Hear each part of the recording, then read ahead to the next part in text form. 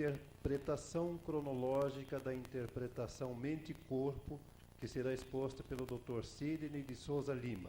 A coordenar os trabalhos, o Dr. José Nilson Nunes Freire. Evidentemente, a doutora Ediná não se encontra ainda à mesa, mas ela já está na casa e está se dirigindo para o salão. E eu agora passo a palavra ao coordenador, que é o Dr. José Nilson Nunes Freire.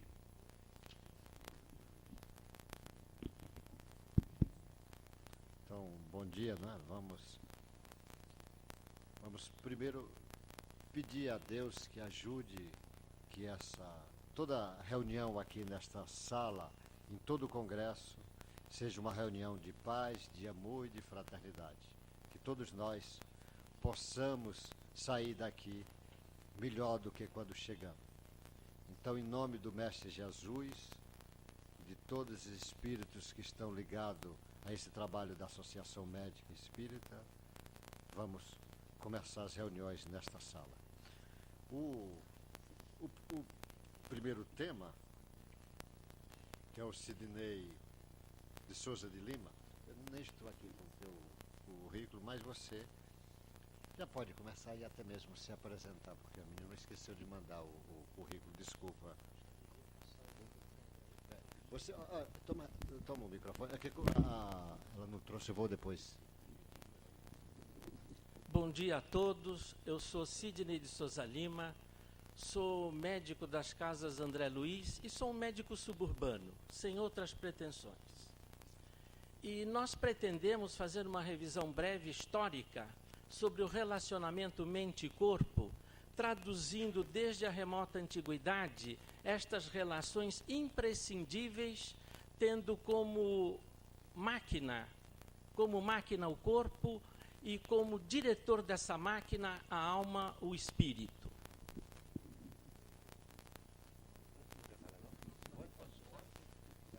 Só quer passar a primeira transparência, por favor?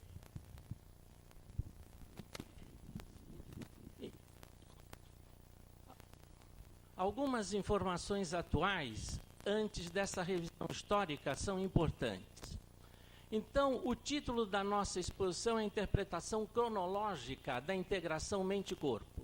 Interpretação cronológica é a interpretação dada no tempo dos diversos povos a essa integração da mente e do corpo, de como a mente pode dirigir o corpo.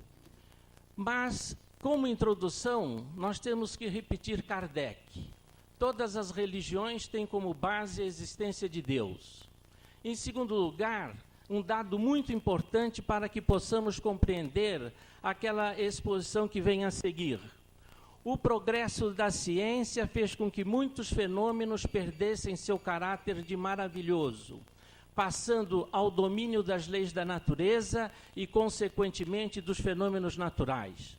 Portanto, Kardec, já em meados do século passado, considerava que os fenômenos espirituais, necessariamente, eles não derivavam de fatos maravilhosos, senão que obedeciam a leis e que não poderiam escapar às leis naturais, apenas não dimensionáveis na época em que ele viveu.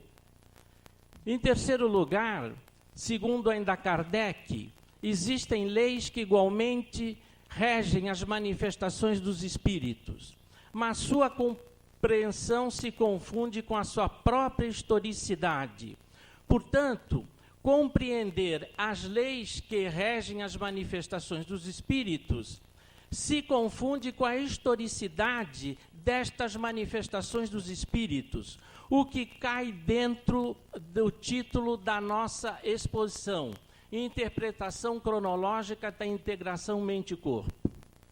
Seguir a cronologia deste conhecimento, que é a compreensão da própria historicidade das manifestações dos espíritos, à luz do dualismo e, por que não, do unicismo, que somos nós, unicistas não, dualistas sim, é o objetivo desta apresentação. Próximo. Segundo ainda Kardec, toda ação inteligente tem uma origem inteligente. Portanto, para criar um ser inteligente, um homem, mente e corpo, há necessidade de existir um princípio inteligente que o tivesse feito. E não como pensam os unicistas, os materialistas, que as coisas surgiram do nada. Se o nada não existe, materialismo, unicismo, ateísmo são coerentes entre si quando negam a existência de um princípio superior, primevo, responsável por todas as causas, por todas as coisas, por todas as origens. Assim, segundo estas doutrinas, o Big Bang inicial teria surgido do nada. Mas o nada existe. Mas se o Big Bang surgiu do nada e o nada não existe, como pode o nada ter originado a matéria organizada, a vida? Então, é um princípio básico, fundamental, de nós que compreendemos a vida e somos dualistas, que esse Big Bang não pode ter sido originado do nada. A explosão universal, originária, que é considerada pelos unicistas como tal origem de tudo, que teria surgido do nada, impossível, porque o nada não gera o nada. O que gera alguma coisa é um princípio inteligente, e não o nada pode originar a matéria organizada, a vida. Então, o nada, o Big Bang tendo surgido do nada, é impossível que ele tenha originado uma matéria organizada. Portanto, fica a pergunta, do nada teriam surgido princípios bioquímicos? Teria surgido a vida, o pensamento, o comportamento? Teria surgido eu? Assim repetimos Kardec, só a inteligência é capaz de gerar a inteligência. O nada não gera o nada. Portanto, o Big Bang dos unicistas não é nada, e não sendo nada, não pode gerar matéria organizada. Voltando ao início das coisas, naturalmente, início entre aspas, o Big Bang, reportando a explosão cósmica inicial que teria originado o material cósmico e os corpos celestes, por resfriamento desse material cósmico, a essência desse material cósmico, particulada, fluida, submicroscópica, encerrando energia daquele cisma cósmico, gerou com isso um protoplasma, um plasma inicial, uma substância inicial, que início, na sua primitiva formação, era uma substância simples. E a partir desse protoplasma que gerou substância simples, também esse protoplasma é que permite aos espíritos que aqui chegam dele apropriar-se como perispírito para adotar a forma que lhes foi subordinada no espaço, mas de consistência etérea. Também a partir desse protoplasma originaram-se substâncias simples, moléculas. Algumas dessas moléculas inertes, como minerais, e outras moléculas organizadas, agora a matéria organizada, moléculas orgânicas. Estas moléculas orgânicas geraram compostos albuminoides com necessidades vitais. A complexidade destes compostos albuminoides gerou a célula e seres humanoides. Mas deste protoplasma, como nós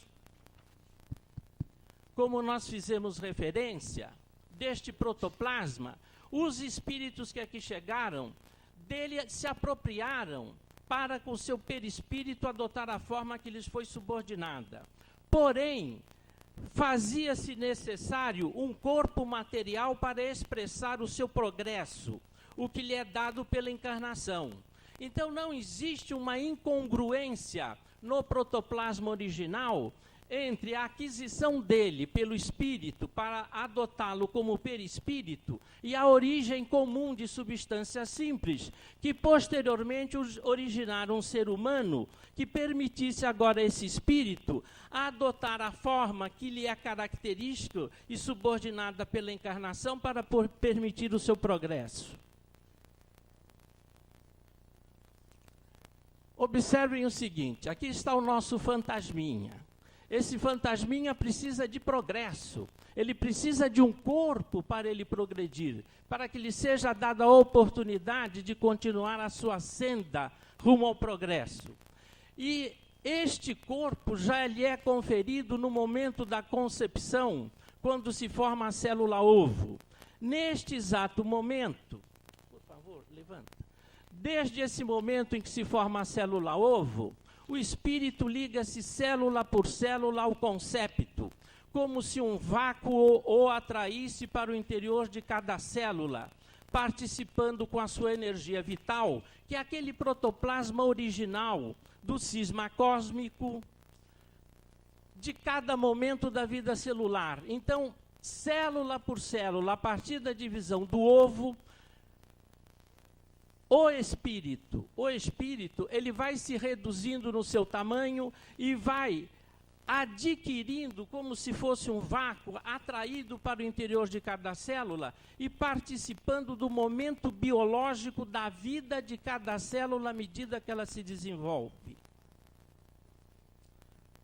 Vamos agora à revisão histórica após essa breve informação sob o ponto de vista da ciência kardecista a respeito do Big Bang e a origem da substância cósmica, que permite como protoplasma a origem do perispírito e a origem das substâncias simples, que posteriormente se organizaram e conferiram ao espírito a presença de um corpo que permitisse o seu progresso. Na mais remota antiguidade, 3.000 anos antes de Cristo, este sábio Ptah-hotep dizia o seguinte, que na cabeça das pessoas existe um homenzinho. Está aqui o homenzinho. Por favor, levanta um pouco. Está aqui o homenzinho existente na cabeça das pessoas. Abaixo.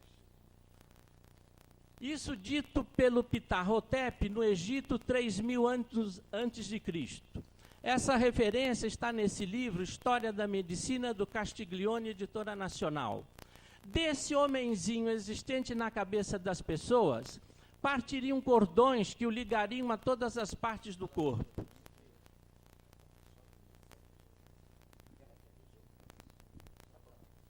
Mais ainda, segundo o entendimento médico sacerdotal da época, o que dirigiria o homenzinho seria o pensamento à vontade. Ainda com referência a esse dado, na História da Psiquiatria de Toribrasa, Alexander Selesnik nos diz ainda que nessa época, textualmente, as partes anatômicas deste homenzinho eram governadas por espíritos específicos, segundo se admitia. Então aqui está o homenzinho existente na cabeça das pessoas, de onde partiriam cordões que se ligariam a todas as partes do corpo. E espíritos comandariam esses homenzinhos segundo a sua vontade e a necessidade da funcionalidade dessas partes do corpo. Próximo. Hipócrates, 400 anos antes de Cristo, admite que algumas doenças têm origem nervosa com localização cerebral, convulsões, por exemplo. Hipócrates, embora já procure causas naturais para explicar a natureza das doenças, ainda admite a medicina oracular. Ele é um asclepíade, ele descende de uma casta sacerdotal que se valia dos oráculos existentes ao lado dos templos para consolidar a ideia do diagnóstico e do tratamento das doenças. Levanta, por favor. Ainda na Grécia, a escola pitagórica conclui que o cérebro é o órgão da mente, a sede do comportamento. Então nós estamos vendo que mesmo na antiguidade, a massa encefálica, o pensamento, a vontade, é que dirige os destinos de uma pessoa. O Galeno cria o vocábulo patonimia, 200 anos depois de Cristo, para traduzir patologias criadas pela vontade, pela mente do paciente, que imita sinais e sintomas de alterações orgânicas. Por exemplo, pseudociese. Então, é a mulher que, ansiosa por engravidar, ela cria em si sinais e sintomas de uma gravidez. Então, ele está dizendo que a vontade, a mente, cria doenças, cria sinais e sintomas que mimetizam uma doença. Nos séculos 16 e 17, os embriologistas dessa época consideravam que nas células sexuais já existiam homúnculos em miniatura, tanto no espermatozoide como no óvulo. Levanta um pouquinho. O que nos diz Kardec? No século XIX, pensamento, vontade, inteligência são manifestações de algo separado da matéria, mas que é responsável por todas as manifestações da vida. Aqui o aforisma kardecista seria: o corpo executa aquilo que o espírito cria. Charcot, no século XIX, fim do século passado, separa doenças neurológicas de doenças mentais, reconhecendo, portanto, que alterações do comportamento não dependem necessariamente de uma doença cerebral de caráter orgânico, existindo, portanto, algo além do corpo físico capaz de produzi-la. Penfield, ainda no início deste século, agora século XX, desenvolve o conceito do boneco ou homúnculo de Penfield para explicar a fisiologia e a patologia motora e sensitiva. Então, da sensibilidade consciente, segundo Ptah-Hotep. Então, Ptah-Hotep, que tinha imaginado 3.000 anos antes de Cristo, que existia um homenzinho dentro da cabeça dele, da cabeça das pessoas, agora, cientificamente, a ciência ortodoxa admite isso, que existe um homenzinho dentro da nossa cabeça que é capaz de dirigir os nossos destinos, a nossa vontade. Isso é consolidado pelo Penfield, quando descobre que realmente a sensibilidade consciente, a vontade consciente, a atividade motora consciente, depende de um homenzinho figurativamente localizado nos hemisférios cerebrais. Giro frontal ascendente e giro parietal ascendente. Estes dois patologistas, Hibbert e Campbell, que viveram agora no século XX, na década de 20 e de 30, na Alemanha nazista, embora vivendo num regime profundamente materialista, eles disseram coisas importantes para nós, dualistas, para nós espíritas. Eles disseram assim, em seus textos de anatomia patológica e patologia geral, enfatizam o estudo da morte do corpo físico, ou morte somática, entendendo-se, portanto, embora como patologistas de renome, na crença de algum outro princípio vital, não necessariamente orgânico. Então, a morte física, a morte do corpo físico, não tem implicação na morte de alguma outra coisa que possa ter habitado esse corpo físico. Isso é visto no seu livro de Patologia Geral e Anatomia Patológica, da editora Labor, e é consolidado pelo livro Processos Patológicos Gerais, de Montenegro e Franco, editora Ateneu. Estes 4 autores, quando eles falam na morte somática, e sublinham isso, querendo isso para nós significar que, embora eles, mexendo com a morte física, eles consideram que pode haver um princípio outro, vital, espírito, segundo a linguagem deles, talvez um outro tipo de fluido, mas que existe alguma coisa outra além do corpo físico. Aqui está o nosso fantasminha. Levanta. Sim, senhor. Leninger, agora no século XX, Bioquímica Editora, diz para nós que a doença está na célula, segundo esse anatomopatologista, e depende de alterações bioquímicas que nela ocorrem e que podem interferir à distância por meio de mediadores. Então, uma doença produzida num tecido pode depender de outros tecidos que produzem substâncias que interferem na sua função. A fisiopatologia nos diz isso, que as doenças são produzidas por alterações bioquímicas celulares, determinadas por agentes lesivos que atuam diretamente na célula ou à distância por meio de mediadores, segundo esse fisiologista, segundo esse texto. Próximo. Então, eu tenho um mediador, por exemplo, um hormônio da tireoide, que pode agir distante numa célula. embora a célula também possa ser vítima por ação direta, por exemplo, de um agente ativo, de um agente animado. O que nos diz Emmanuel?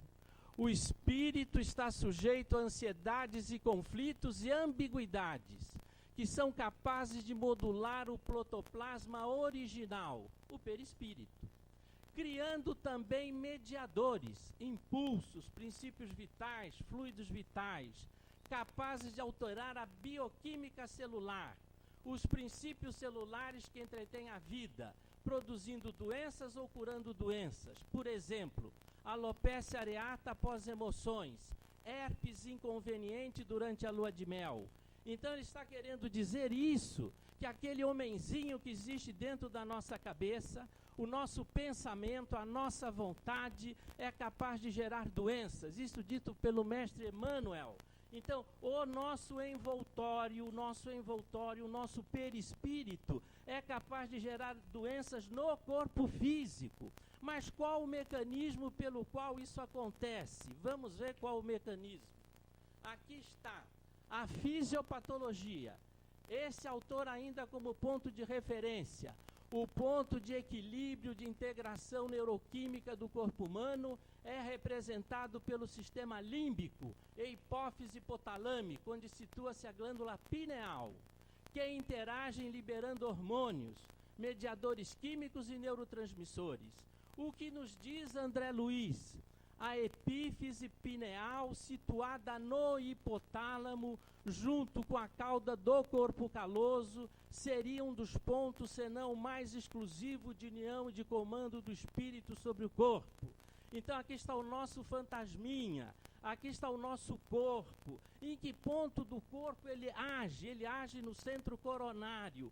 O que quer dizer André Luiz quando fala em centro coronário? É a coronária do coração? Não, não é. Ele está usando uma retórica, uma palavra retórica quando ele fala em centro coronário. É a disposição em coroa daqueles centros nervosos hipotalâmicos, onde se situam os centros nervosos, que permitem o comando do nosso fantasminha sobre o nosso corpo. Conclusões.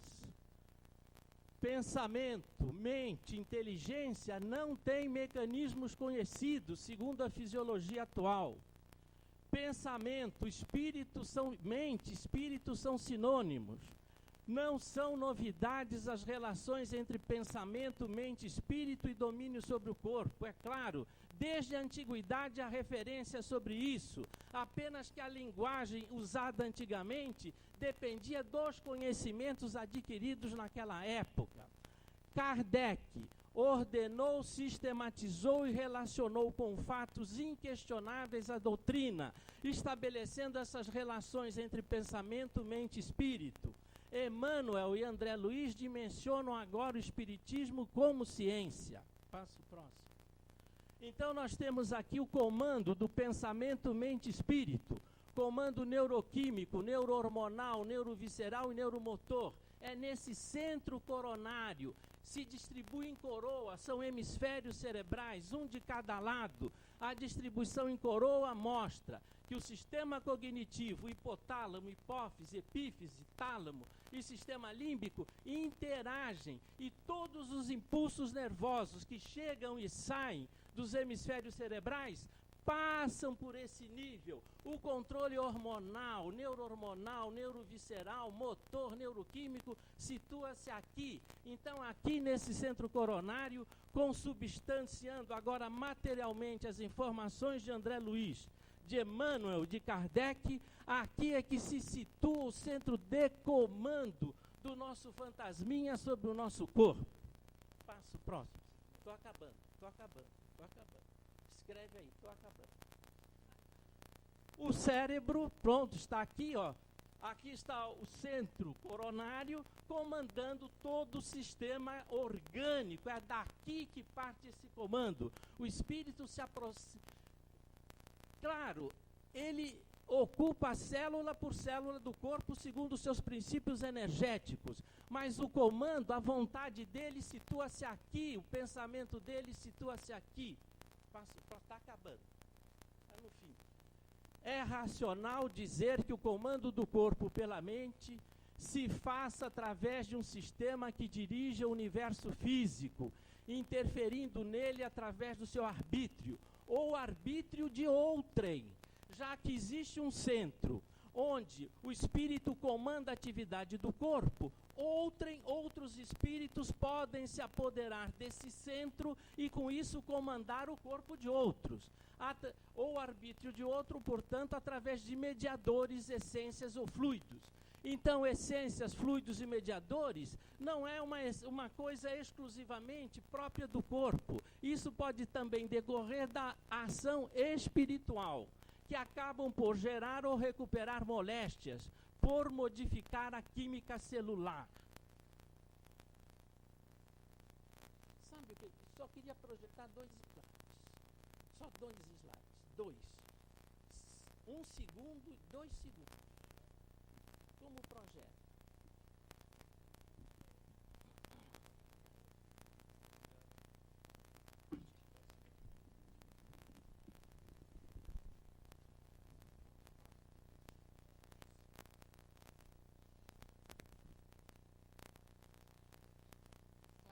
Aqui. Então aqui, olha, Ilha de Kos. O Ilha de Kos, onde viu Hipócrates. Aqui atrás existem as ruínas de um oráculo. Os Asclepíades, os médicos de antigamente, eles eram sacerdotes da medicina. E eles, em casos de muita dúvida, que deveriam ser soberanamente dominantes dos quadros nosológicos que se apresentavam, eles consultavam os oráculos sobre como dirigir o diagnóstico do paciente, como orientar a terapêutica desse paciente. Era uma medicina oracular, mas que já traduzia a interação entre mente e corpo, a necessidade da comunicação com alguém mais sábio, um espírito mais alertado, que pudesse passar informações. Aqui as ruínas na Grécia também de um templo dedicado a Esculápio com seu oráculo.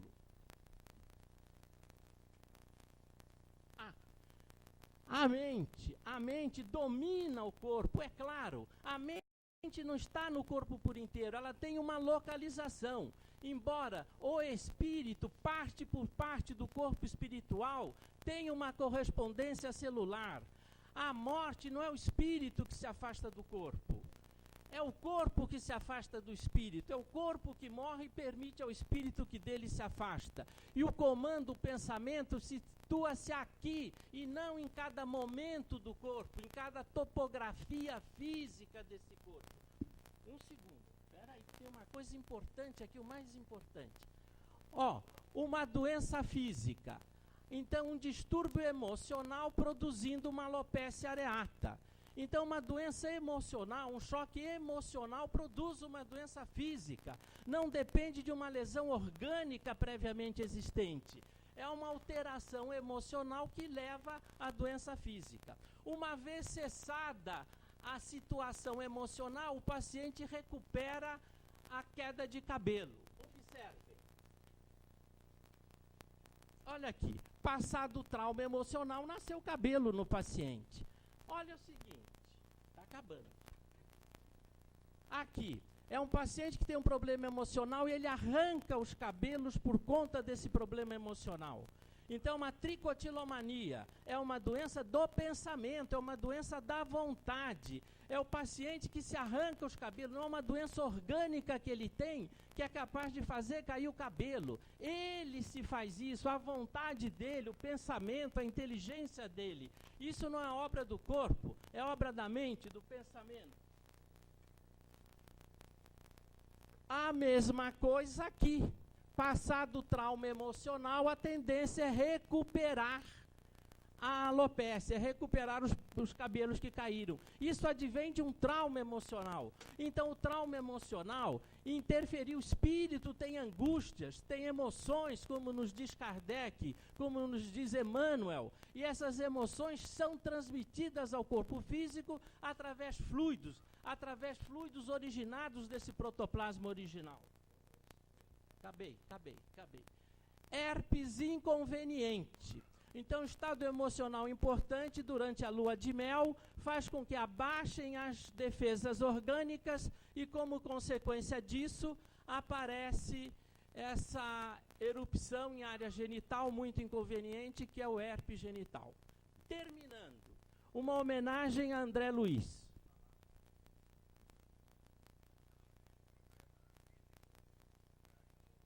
Tinha muita coisa ainda para apresentar, mas uma homenagem final a André Luiz.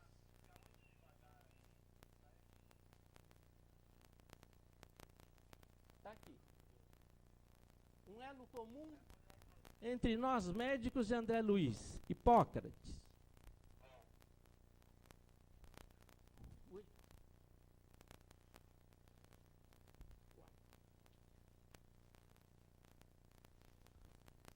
Um elo comum entre nós médicos e André Luiz. Juramento hipocrático, em que ele faz referências a entidades sobrenaturais existentes na época, para o qual ele pedia a sua proteção no exercício de sua profissão. Muito obrigado.